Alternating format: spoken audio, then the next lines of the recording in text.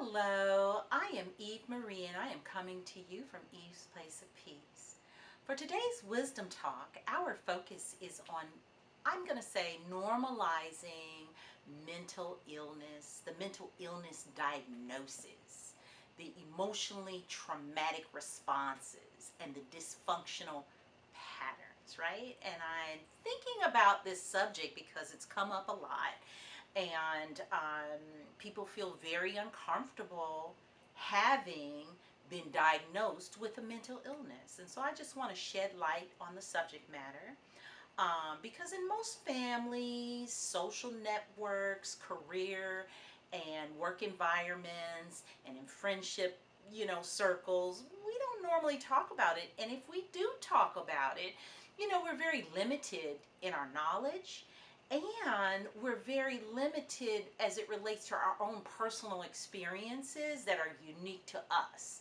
And so everyone's experience is different. There's many different diagnoses out there.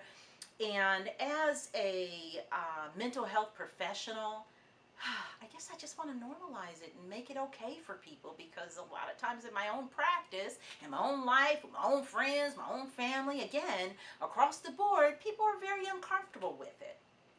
And so, me having a practice, and my practice is faith-based, and this comes up a lot, so let's go here first.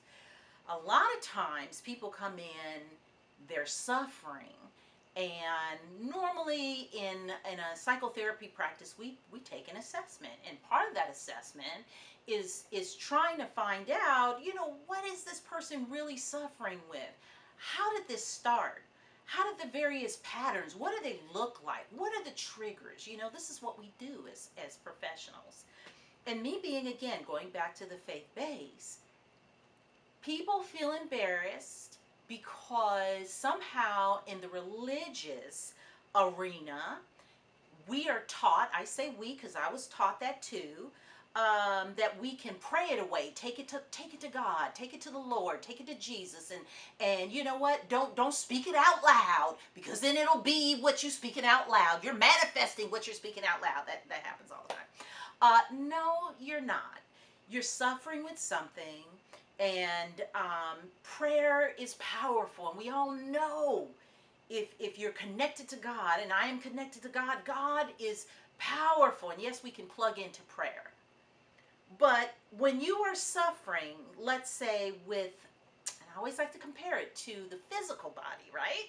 So if you're suffering with diabetes, or you are suffering with high blood pressure, or you got cancer, we're going to pray about it, but then we're going to go to the doctor. All right, we're going to go to the doctor. We're going to see what's going on. We might even get a second opinion.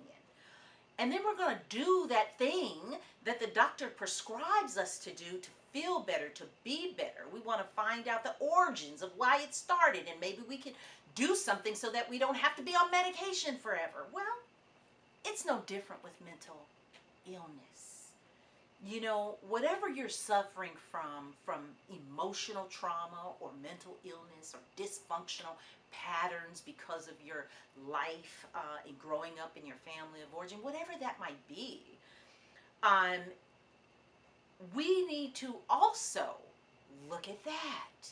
And in going to, let's say, a trusted professional and finding out what's going on, and like I started, when I'm doing that assessment, and I might share with somebody, it sounds like maybe you're suffering, let's just go here, let's use bipolar disorder for instance. It sounds like maybe you may be suffering with some manic, some highs, and some really, really lows. And then we talk about what that looks like. And the minute I say, oh, this might be bipolar disorder, or a minute I say, oh, this might be depression, or we would call this generalized anxiety, whatever the case may be, it makes people feel very uncomfortable.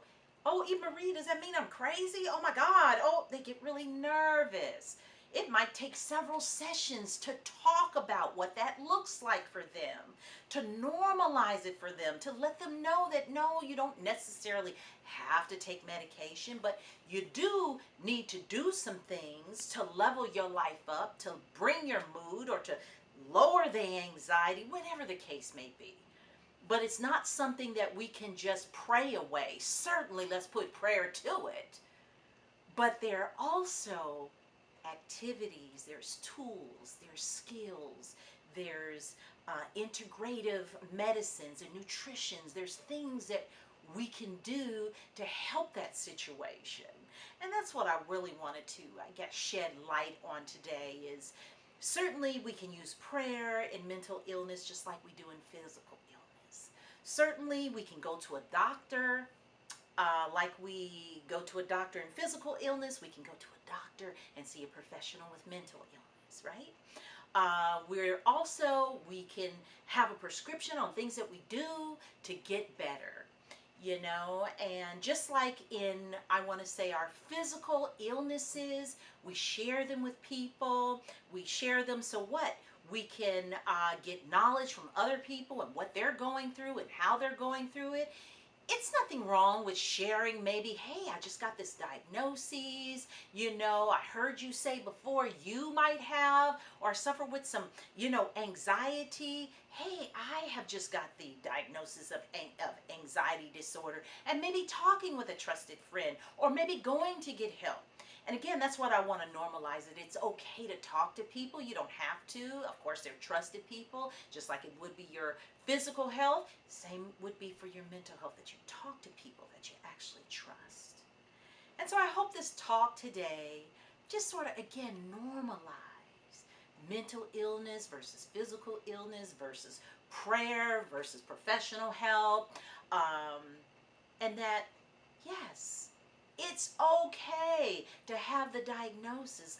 The diagnosis helps you figure out what you need to do with the illness, how you need to help yourself, uniquely you, what you need to do to help yourself with the diagnosis.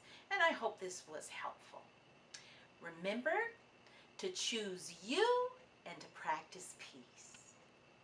If you enjoy our talks and want to stay connected with us, please like, comment, subscribe, and hit the notification bell to be notified every time we post a new wisdom.